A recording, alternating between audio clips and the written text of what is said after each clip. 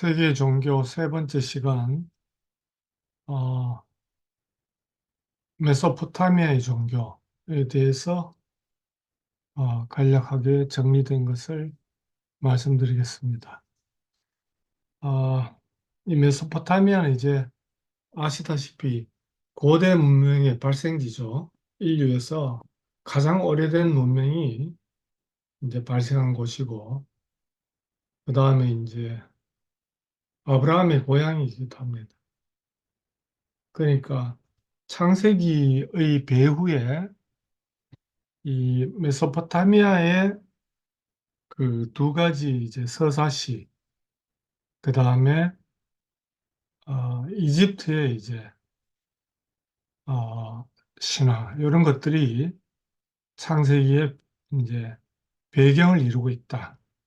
그래서 그 시대의 세계관을 이용해서 이제 히브리인의 하나님에 대한 유일 신앙을 이제 창세기에 아주 어, 상징적으로 또 아주 질서정연하게 다른 문헌보다도 뛰어나게 창세기를 구성했다. 이런 것들이 이제 현대 문헌학자들의 평가입니다. 예.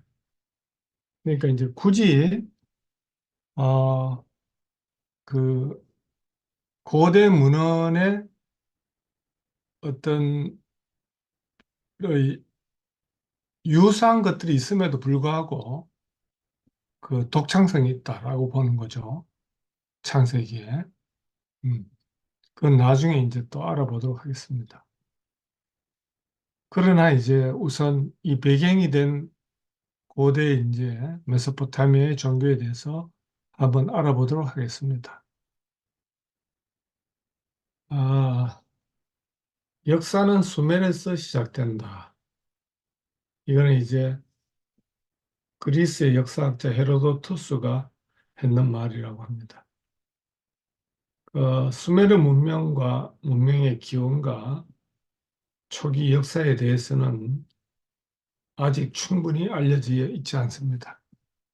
아, 그 발굴된 접도판이 상당 부분 해독됐음에도 불구하고 여전히 수메르인 자체가 어떤 사람인지 어떤 생활 방식을 했는지는 단편적으로만 알 수 있다라고 볼 수 있습니다.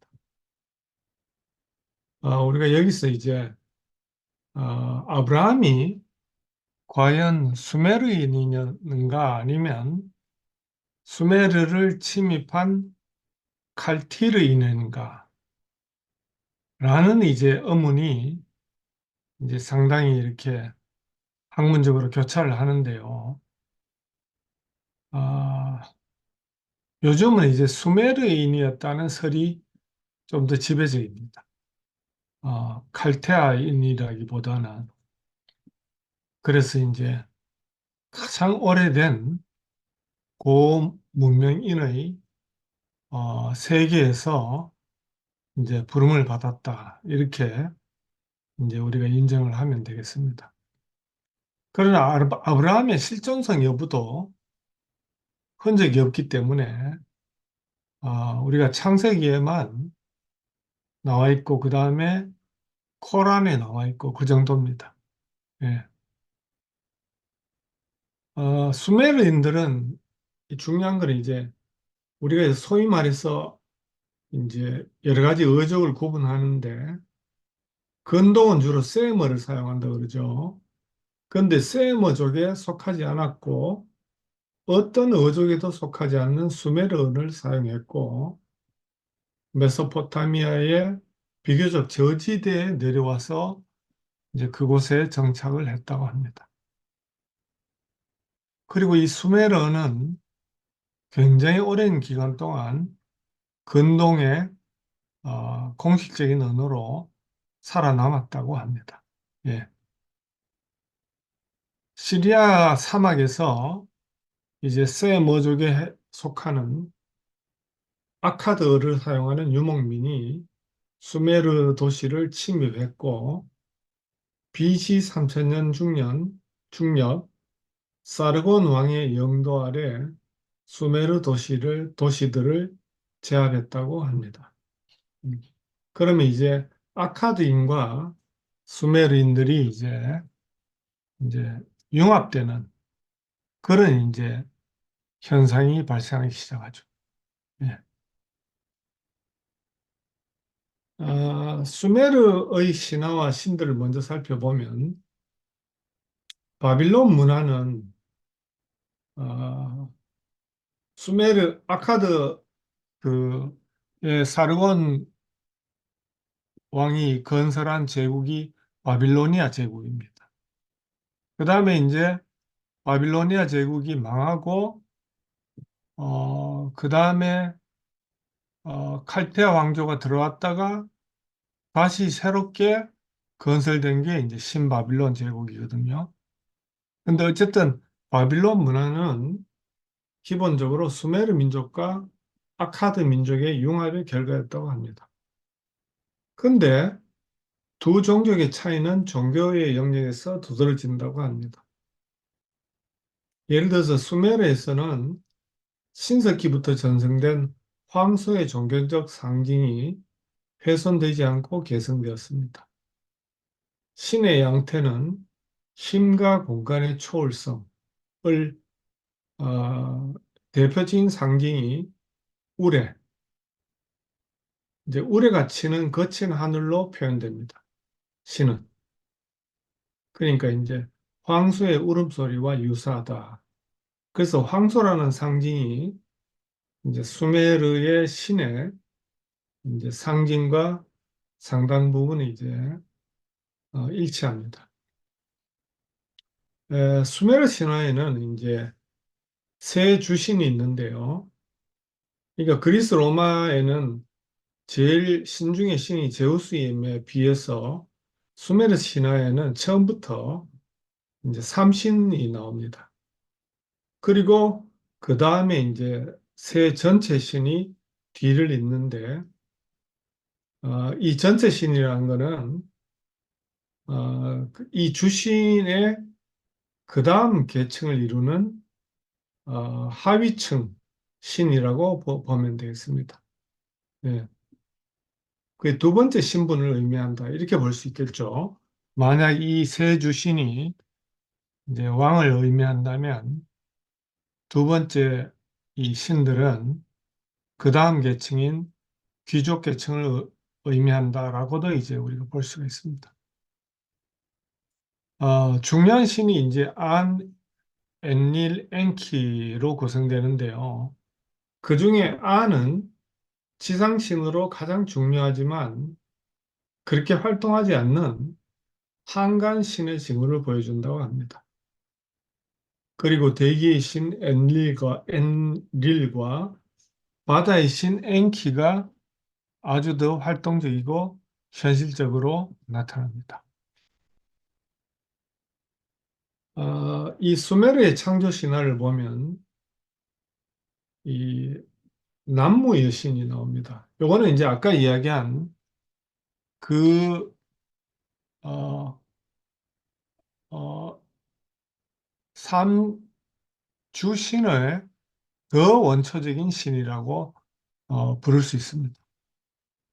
그래서 이 남무 여신은 뭐 다른 말로 하면 원초적 바다라는 뜻인데요. 남무가 모든 신의 어머니 할머니로 소개됩니다.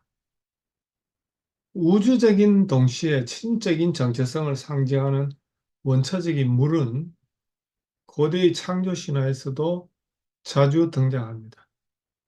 이 경우 물덩어리는 남녀의 원리를 나타내는 최초의 부부신 하늘과 안이라는 하늘과 땅, 키를 처녀 생식으로 낳는 원초적 어머니로 알려져 있습니다. 그러니까 남신이 있는 게 아니고 스스로 이제 잉태해서 하늘신과 땅신을 낳았다. 이렇게 이야기를 하죠. 그리고 이 두 부분은 이제 신성 결혼으로 결합을 해서 이제 우리가 아까 봤던 대기의 신 엔닐은 그 두 신의 결합에서 태어났다. 그래서 하늘과 땅의 분리를 통한 우주 창조라는 주제는 근동에 상당히 널리 퍼져 있었다라고 봅니다. 그리고 중동과 지중해 지역에서 수집되는 여러 가지 이런 판본에 나오는 설화들은 수메르 전승에서 나온 것으로 보인다. 이렇게 이제 설명할 수 있습니다. 먼저 이제 이 수메르의 창조 신화는 이제 이렇게 신의 계보가 나옵니다. 신들이 누가 누구를 낳고 이래가지고 신들의 이제 쭉 계보가 나오고, 그 다음에 이제 두 번째는 이제 낙원이라는 주제가 나옵니다. 어, 그리고 이 낙원 안에는 창조신의 실수와 그로 인해서 벌어진, 좀, 그로 인해 주어진 벌과, 이게 잘못 오역됐습니다. 벌과 죽음에 이를 정도로 쇠약해진 신에 관한 드라마로 끝난다. 그 엔키의 이야기에서 놀라운 것은 이제 신의 유한성이 선언되는 신화론적 맥락이다. 그래서 수메르의 신들은 죽을 수도 있습니다. 불사의 신들이 아니고 굉장한 힘을 가지고 있지만 찢겨져서 죽을 수도 있는 그런 유한성이 있는 신들이다. 이렇게 볼 수 있습니다. 그럼 이제 신 앞에 선 인간의 모습은 어떤 것이냐? 수메르에서는 인간의 기원을 설명한 이야기는 수메르 전통에는 네 가지가 있는데요. 하나는 이제 최초의 인간이 식물처럼 땅에서 돋아났다고 한다. 이런 전승이 있고요. 두 번째 전승은 이제 직공신이 진흙으로 사람의 모습을 빚고 남무의 신이 심장을 만들고 엔키 신이 생명을 부여했다고 한다. 요 두 번째 전승은 그리스 신화에 바로 연결이 됩니다.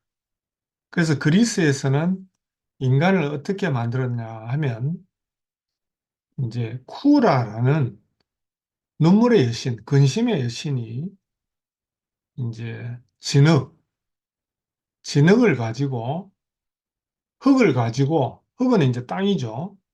그래서 땅의 신에다가 흙을 빌려다가 이제 눈물로 빚습니다. 근데 흙을 나타내는 헬라어가 뭐냐면 후무스입니다. 후무스. 거기서부터 이제 뭐냐면 우리 인간을 호모라고 이야기하는 그 명칭이 그렇게 나옵니다. 그 요거는 전부 다 이 수메르 전승이 그대로 쭉 내려가서 그래서 이제 생명은 누가 부여하냐 하면 제우스가 부여하는데 제우스의 이제 어원은 생명이란 뜻입니다. 그러니까 이제 제우스가 생명을 하고 쿠라가 짓고 재료는 흙, 대지에서 제공하고 이런 스토리가 이제 그리스 신화에 나오게 됩니다. 요거는 이제 두 번째 이 전승을 이 전파된 결과로 보여집니다. 다른 텍스트는 인간의 창조자로서 아루루 여신을 언급하고 그리고 네 번째 전승에 의하면 인간의 창조를 위해서 희생된 도라그마 신의 피로 이루어졌다고 합니다. 그리고 이 마지막 시가 주제, 그러니까 신의 피로 만들어졌다는 것은 바벨로니아의 유명한 창조 시가 에누마 엘리시에서 다시 반복됩니다. 레이몽 제스탱이라는 이 고문헌학자는 이 수메르 텍스트에서는 죄에 대한 관념, 속죄 요소, 희생양 관념을 발견할 수 없다라고 합니다. 여기에는. 그러니까 죄는 오히려 누가 지었나 하면 신들이 지은 거죠. 어. 인간은 신의 심부름꾼만 아니라 신을 모방하는 자이고 신의 조력자라는 것을 의미한다라고 합니다. 그 다음에 이제 홍수 신화가 세계 여러 곳에 지역의 창조 신화에서 이 홍수 신화가 나타나는데요. 대표적으로 이제 수메르에서 이 홍수 신화가 나타납니다. 그래서 대홍수는 세계의 종말에 해당하기 때문에 왕권은 대홍수가 끝난 다음 하늘로부터 부여되어야 한다. 이런 의미에서 대홍수 신화를 등장시킨다고 합니다. 수메르 전승에서는 수드라, 아카드 전승에서는 우트나 비슈팀이라고 불리는 한 사람만이 살아남습니다. 그러나 이 창세기 노아의 이제 그 수메르판이라고 할 수 있죠. 이 두 사람은. 근데 이제 창세기와 달리, 노아와 달리 그는 물에서 솟아오른 새 땅에서 살도록 허락받지 못한다라고 합니다. 그 대신에 불사의 생명을 부여받은 그 생존자는 수메르어로 낙원은 딜문이라고 하는데요. 딜문의 나라 또는 강은 이제 생명을 상징하니까 생명의 입구로 옮겨간다. 이렇게 이야기를 합니다. 앞에 나오는 창조 시가와 못지지 않게 가장 이제 유명한 고대 수메르 서사시는 길가메시 서사시입니다. 이 작품은 성세 이야기와 아주 많은 점에서 유사한데요. 그거는 이제 이따가 나중에 또 나오게 됩니다. 어떤 점에서 유사한가. 홍수 신화는 전 세계적으로 분포되어 있으며 일부 전승은 메소포타미아를 거쳐 인도로도 파급되고 또 저 오스트레일리아 또는 아프리카까지 파급이 됐다라고 봅니다. 예. 메소포타미아의 전승 안에서 홍수의 원인을 살펴보기는 어렵습니다. 창세기하고는 좀 다르죠, 그죠? 창세기는 반드시 홍수의 원인에 이제 패역한 인간들이 불순종이 있습니다. 그러니까 하나님에 대해서 대적하는 무리, 인간을 만들어 놨는데 인간이 하나님의 뜻과 관계없는 삶을 살아버리니까 이제 심판을 내리게 된다라는 이 테마로 되어 있지만 여기에서는 암시적인 표현밖에 없다라고 합니다. 그러니까 죄를 범한 인간들 때문에 홍수를 일으키기로 했다라고 하는데 어떤 전승에는 인간의 소란을 참지 못한 앤릴이 홍수를 일으켰다고 전하기도 한다. 상당히 좀 덜 진보된 의식이라고 할 수 있죠. 네. 세계의 여러 신화들을 이 신화학적인 관점에서 비교 신화학적 관점에서 세계의 여러 신화들을 살펴보면 홍수의 주된 원인이 한편으로는 인간의 죄고 또는 동시에 세계의 노쇠에 있음을 확인할 수 있습니다. 우주는 존재한다. 즉, 생존하고 생산한다는 단순한 사실로 인해 점차 퇴화하고 마침내 파멸한다. 그러니까 우주를 이제 순환적으로 봤기 때문에 봄, 여름, 가을, 겨울처럼 우주도 넓은 의미에서 주기가 있다. 이렇게 봤습니다. 따라서 세계는 재창조되어야 된다라는 관념이 고대인들에게 생겼다 합니다. 그래서 홍수는 새로운 창조를 가능하기 위해서 신년 축제 동안에 상징적으로 행해지는 것, 세계의 종말과 죄로 더러워진 인간의 종말을 우주적으로 실현하는 것이다. 이게 이제 수메르의 신화와 종교의 특성이라고 합니다. 자, 그 다음에 이제 수메르와 아카드가 종합되어서 종교를 이루게 되는데요. 수메르의 신전 도시들 대부분은 이제 BC 2375년경이니까 지금으로부터 한 4,500년 또는 5,000년 전으로 볼 수가 있죠. 어, 윰마의 군주였던 루갈자기시에 의해서 통합되었다. 약 1세기 후 아카드의 왕 사르고는 재통일에 노력을 기울였고 커다란 성과를 거두었다. 수메르의 문명은 그대로 보존되었다. 이 사르곤 왕은요, 이 탄생 자체가 모세하고 비슷합니다. 물에서 건져집니다. 예. 그래서 사람들은 모세의 탄생 설화는 사르곤 왕의 설화에서 빌려왔을 것이다라고 추측하는 사람도 많습니다. 네. 사르곤 왕의 제국은 1세기 후에 티그리스 상류에서 유목 생활을 하던 구티족의 공격을 받고 붕괴되었고 그 이후 메소포타미아의 역사는 같은 과정을 되풀이했습니다. 구티족의 지배는 1세기를 지속하지 못했고 우르의 제3왕조들이 다시 지배했습니다. 이게 이제 우르의 르네상스라고 하는 수메르의 제 르네상스라고 부르는 그런 시기입니다. 그 후 2세기 이상 몇 나라로 분열되어 있다가 바빌로니아를 지배하던 아모리족의 군주 함무라비가 이제 BC 1700년대여서 그 지역을 통일하는 데 성공하게 됩니다.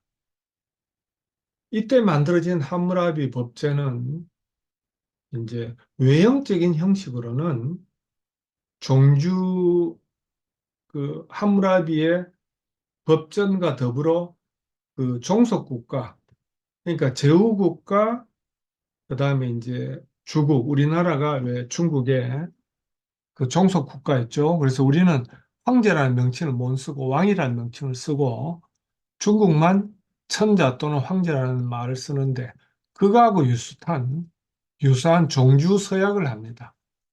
그게 이제 그거는 참 함무라비가 아니고 히타이트네요. 제가 약간 헷갈렸습니다. 그건 다음에 말씀을 드리도록 하겠습니다. 그 후에 이제 카시트족이 북쪽에서 남하하여 4세기 동안 메소포타미아의 주인으로 남게 됩니다. 신전 도시가 도시국가로 어, 이행한 다음 음, 왕국으로 이행하는 것은 그러니까 신전 도시에서 도시국가, 그 다음 도시국가가 왕국으로 이용하는 것이 근동의 역사에서는 대단히 중요한 현상이었습니다. 수메르어는 BC 2000년경부터 일상어로는 사용되지 않았으나 이것이 이제 1500년에 걸쳐서 전래 언어, 지식 언어로 기능했다. 그러니까 라틴어, 한자, 산스크리트, 히브리어 같은 고대 슬라브어도 이렇게 비슷했다 합니다. 음. 유일하게 한자는 이제 번체 대신에 간체로 그대로 유지가 되고 있는 유일한 언어입니다. 고대어 중에. 그러나 다른 고대어들은 히브리어도 그렇고 전부 다 사멸되어쁘고 원어는 사용되지 않다가 기록으로만 남게 되는 그런 사화가 되어버립니다. 수메르의 종교적 보수주의는 아카드의 종교적 구조 속에 계승되었는데 스메르의 새 지상신은 그대로 남았고 새 천체신, 즉 달의 신, 신, 태양신 샤마슈, 금성의 여신 이슈타르 등은 셈의 명칭을 부분적으로 수용합니다. 그러니까 이 삼신이라는 개념이 인도 신화에도 나오거든요. 주로. 그러니까 이것이 아마 그 기독교의 삼위일체 사상에 또 영향을 준 것 같습니다. 그러니까 이 세 신의 개념이. 그러니까 삼위일체로는 잘못 이해하면 삼신론에 빠지죠. 이게 이제 그 유명한 그 목사님 말씀하셨던 그 최삼경 목사와 소위 말해서 그 로컬 처치의 그 변증인인 김바울 형제라는 사람하고 벌어져서 일어난 일입니다. 그래서 최삼경은 삼신주의자가 되어서 이단으로 쫓겨갔다가 다시 이제 전막후 협상을 통해 가지고 또 복권이 되었다고 합니다. 음. 근데 최삼경의 그 배후에서 최삼경이 아마 신학적으로 이 뛰어난 사람이 아니니까 이 아마추어 신학자 역할을 고문 역할을 한 사람이 이제 그 악명 높은 우리한테 뒤집어 씌운 이상한 프레임을 걸어연 이인규라는 사람입니다. 뭐 이게 다 인간의 관념에서 나온 거라고 할 수 있죠. 그러니까 이제 아주 고대부터 이 주신이 있고 또 삼신이 있고 뭐 이런 개념이 상당히 이제 근동에도 있고 인도에도 있고 뭐 그런 개념이 많았다. 음. 최근에 넷플릭스에서 삼체라고 하는 드라마가 엄청 인기인데 혹시 보신 분이 있는지 모르겠습니다. 아주 뭐 저녁에 선포하니라고 넷플릭스 볼 시간이 다들 없으실 텐데 저는 한 번씩 머리가 아파가지고 드라마를 보는데 그 삼체라는 드라마는 굉장하게 이제 그, 그 중국과 이 근동의 그러니까 기독교적인 사고방식을 아주 혼합해서 아주 창의적으로 그려낸 드라마. 예. 시간이 나면 한번 참조하시기 바랍니다. 네. 센족의 종교적 천재성은 이전의 종교 구조에 커다란 공헌을 하는데 두 국가신이 이제 나옵니다.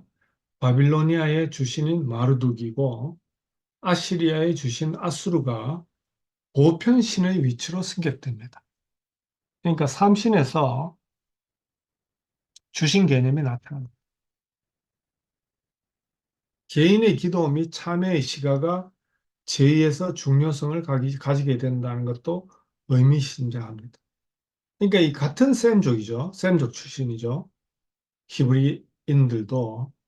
그러니까 이제 그들의 관념 속에 타락한 셈족, 인간의 관념 속에 이런 종교적인 것들이 자연스럽게 나타난다는 것은 우리가 고대에서 발견할 수 있습니다.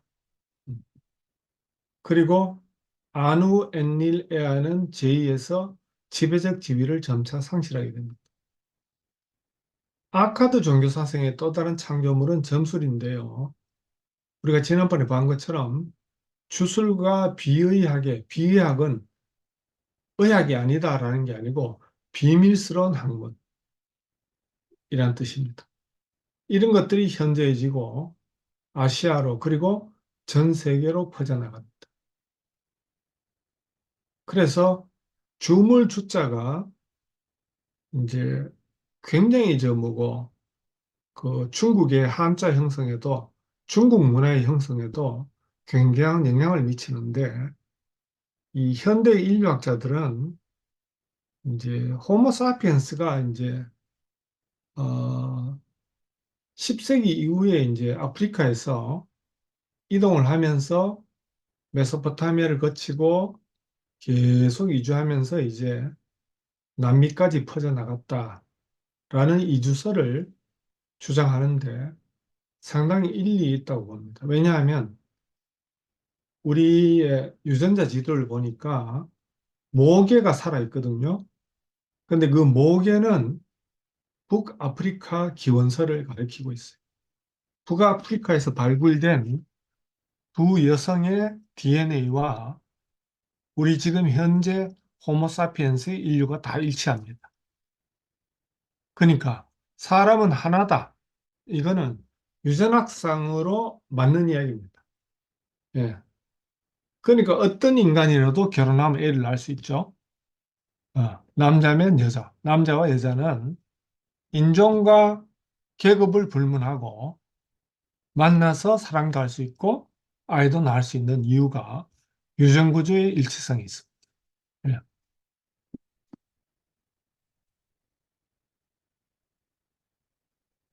근데 이제 이들이 종교에 의해는 특정 신들을 최고 신의 자리에 옮겨 놓았다라는 점이다. 그 인간의 심성에 똑같겠죠, 그죠? 자꾸 이렇게 올려서 최고가 되고 싶은 그 위계 질서를 세우고 싶은 바벨탑을 쌓고 싶은 그런 원리가 똑같이 종교에도 적용을 하게 됩니다. 형상으로는 바벨탑으로 나타나죠. 그 뒤에 보면. 근데 이런 종합은 우리가 창세기에 보면 굉장히 축복받은 인간관으로 나타나잖아요. 왜냐하면 인간은 하나님의 형상이니까 굉장히 이것 자체가 축복입니다. 목사님도 말씀하신 특별한 관계니까 축복이란 뜻이죠. 근데 이제 여기에는 비극적 인간관이 나타나게 됩니다. 예. 세계의 창조를 보면 에누마 엘리시로 알려진 우주 창조의 신은 길가메시 서사시와 함께 아카드 종교의 가장 중요한 창조물입니다. 그래서 신들의 계보와 우주 창조, 인간 창조와 연결시키는 것은 수메르 문학에는 없고 아카드인들, 셈족, 세머를 사용하는 사람들이 이 계보를 연결시키죠. 서사 구조를. 어, 그러니까 쭉 연결시킵니다. 신의 계보가 있고, 그 다음에 우주가 창조된 질서가 있고, 그 다음에 인간이 창조되었다. 이런 순서는 이제 아카드 문명의 결과죠. 먼저 미분화된 물 전체를 의미하는 원초적 이미지가 등장하고, 마치 창세기 2장, 1장 2절에 나오는 혼돈, 흑암, 공허처럼 그런 이미지가 먼저 등장합니다. 그 안에 최초의 쌍인, 요거는 이제 차이가 그 안에 이미 이제 암수가 들어있다, 이렇게 봅니다. 어, 그래서 압수, 거대한 민물과 티아마트, 여성 혹은 양성적 존재가 등장한다. 이들의 결혼으로 하늘의 신인 아누가 태어나고 아누는 무딘무드 또는 에아를 낳는데 젊은 신들의 소란으로 압수는 휴식을 취할 수 없자 그들을 없애기로 작정합니다. 아, 티아마트는 이 여성이죠. 그러니까 이제 자기가 나왔으니까 어머니 입장에서 또는 양성을 가진 그 탄생자의 모의 입장에서 고통에 차서 고함을 지른다 합니다. 근데 이제 젊은 신들은 이 사실을 알고 침묵을 기다려서 기다린다. 에아가 주문으로 압수를 깊은 잠에 빠지게 만들었으며 사슬로 그를 묶은 다음 죽여버렸다. 에아의 아내 담키나는 마르둑을 출산, 마르, 마르둑을 출산하고 그 마르둑을 출산한 곳은 운명의 땅 원형의 성소였다. 이 이야기는 그리스 신화로 그대로 연결됩니다. 그래서 왜 그리스 신화의 최초의 그 티탄족의 싸움에서 이제 자식들 다 잡아먹으죠. 제우스하고. 그런데 이제 그 배를 갈라가지고 이제 그 올림푸스 신들이 다 나오죠. 그리고 제우스 신이 아버지 신을 제압하고 주신으로 등극하고 어머니의 도움으로. 이런 플롯은 그리스 로마 신화까지 그대로 연결됩니다. 나중에 마르둑은 다시 또 티아마드, 자기를 낳은 신과 결투를 벌이고 마르둑이 승리한다. 이제 이런 묘한 구조로 이제 나오게 됩니다. 그럼 이제 인간을 어떻게 창조했느냐 하면 마르둑은 신들을 섬기고 신들에게 휴식을 제공할 인간을 만들기로 결정한다. 에아는 킹쿠의 혈관을 잘라내고 거기에서 흘러나온 피로 인간을 창조한다. 이어서 이 서사시는 마르둑을 칭송하면서 성소, 그의 성전이 궁전이 건축되었음을 기록한다. 에노마 엘리시는 다소 우울한 우주적 창조론과 비관적인 인간론을 보여준다. 티아마트의 창조성은 전적으로 부정적인 모습을 띈다. 우주 창조는 두 갈래로 나눠진 신들 사이의 갈등의 결과이지만 우주는 이중성을 갖는다. 이제 이런 플롯은 창세기에도 하나님과 천사의 갈등으로 나타나는 그런 중요한 계기가 어떤 내용을 제공한다라고도 볼 수가 있습니다. 그 우주는 양면성을 가진 진료와 신적인 형상으로 구성되고 하늘은 티아마트의 잘라진 모습으로 만들어지만 별과 성자들은 신들의 주거지 또는 신들의 모습을 띈다. 이거는 이제 플라톤의 세계관을 형성하는데 굉장한 영향력을 끼칩니다. 그리스에까지. 그래서 이 신화에서 인간은 신에게 봉사하도록 지어졌다는 수메르의 전통을 따른다. 근데 겉으로 볼 때는 창세기에서 우리 인간이 하나님을 대신해서 이제 이 땅을 지배하는 것처럼 이렇게 나오잖아요. 근데 여기는 뭐냐면 하나님을 대신해서 땅을 지배하는 것보다도 신을 대신해서 노동하고 섬기는 이런 역할로 그려졌기 때문에 인간에게 그런 축복적인 이미지는 그렇게 나오질 않습니다. 인간의 유일한 희망은 인간에게 형상을 부여한 자가 에아라는 것인데 이 형상은 우리가 알고 있는 창세기의 형상과는 좀 다른 의미입니다. 예. 그러니까 약간 신의 모습을 흉내내었다 이렇게 볼 수가 있습니다. 인간은 위대한 신의 창조된 형상을 가지고 있다. 라는데 이제 이렇게 왜 이야기를 하냐 하면 인간 왕이 나와야 되고 그 다음에 그 인간 왕이 신격화되려면 신의 형상을 가져야 되는 그런 신화와 연결되어야 되기 때문에 고대 이제 근동의 왕, 절대 왕을 이제 신화적으로 뒷받침하기 위해서 이런 이야기들이 이제 계속 구성되었다고 볼 수가 있습니다. 자, 그러니까 이제 결국 메소포타미아의 왕의 신성성을 이제 만들어내기 위해서 앞에 인간 창조, 신의 형상 이런 게 나오죠. 그래서 바빌로니아에서는 매년 신년 축제의 네 번째 날에 신전에서 이 에노마 엘리시를 낭송했다고 합니다. 요거는 이제 그 이런 것들은 고대에서 이제 계속 반복되는 형태입니다. 여러 종교에서. 축제의 절차는 마르둑이 포로로 잡히는 것에 대응하는 왕의 속죄일이고 두 번째는 마르둑의 해방, 세 번째는 의례적 전투와 승리의 행진, 네 번째는 여신으로 여겨지는 신성한 창녀와 왕의 신성한 결혼, 다섯 번째 신들이 내리는 운명의 결정. 여러분들이 인도의 신화 구조를 보면 놀랍도록 유사합니다. 그리고 인도에서 나오는 지금 현재 만들어지는 영화들을 봐도 계속 이런 플롯이 계속 반복됩니다. 예. 그러니까 이게 먼 미래가 아니죠. 예. 이 신의 세계가 아니고 여전히 현실 안에도 같이 벌어지고 있는 그런 현상으로 볼 수가 있습니다. 아키투 축제는 상당히 널리 보급된 신화 의례적 시나리오와 메사포, 메소포타미아적 표현으로 우주의 창조를 반복하는 행사였다. 특히 신성 결혼을 통해 수메르인들은 왕권이 신으로부터 유래한다고 생각했다.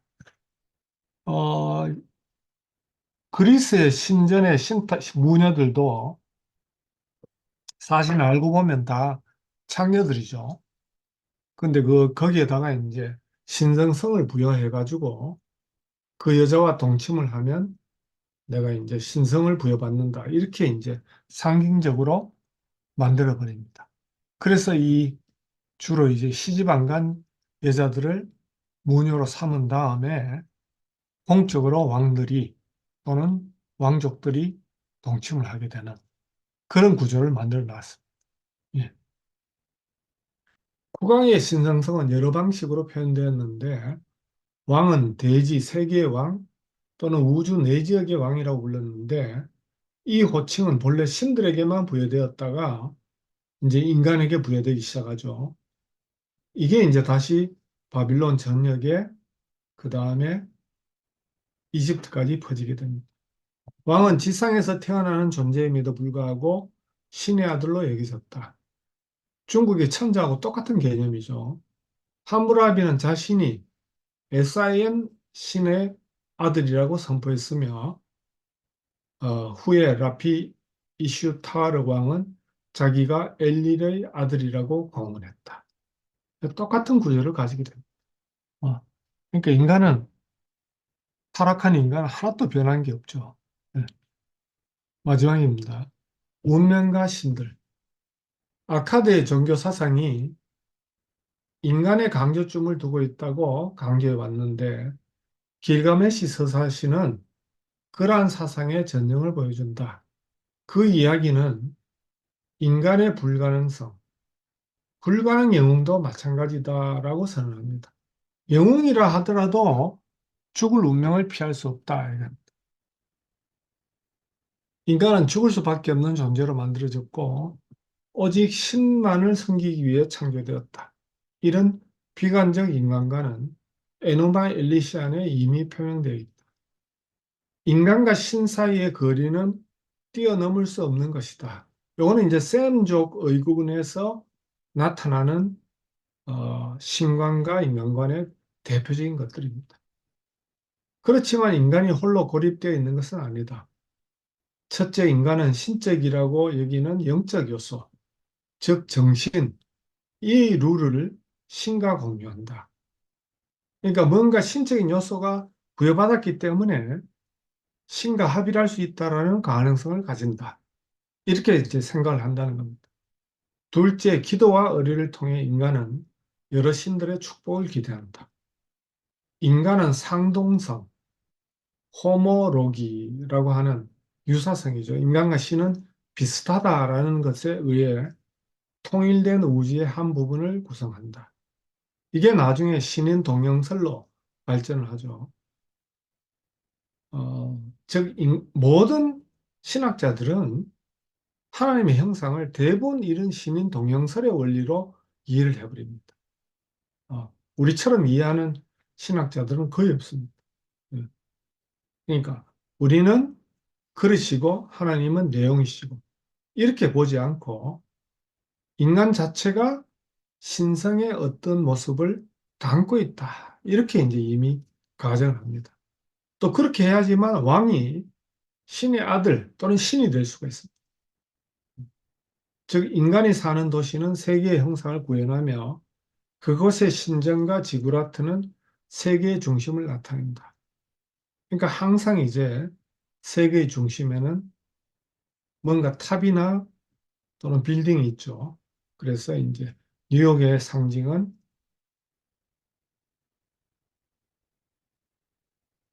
그 제일 높은 엠파이어 스테이트 빌딩이고 파리는 에펠탑을 짓죠.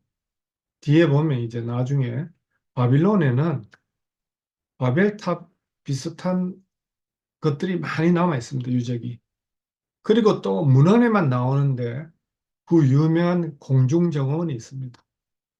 바벨의 바빌론의 공중정원. 예.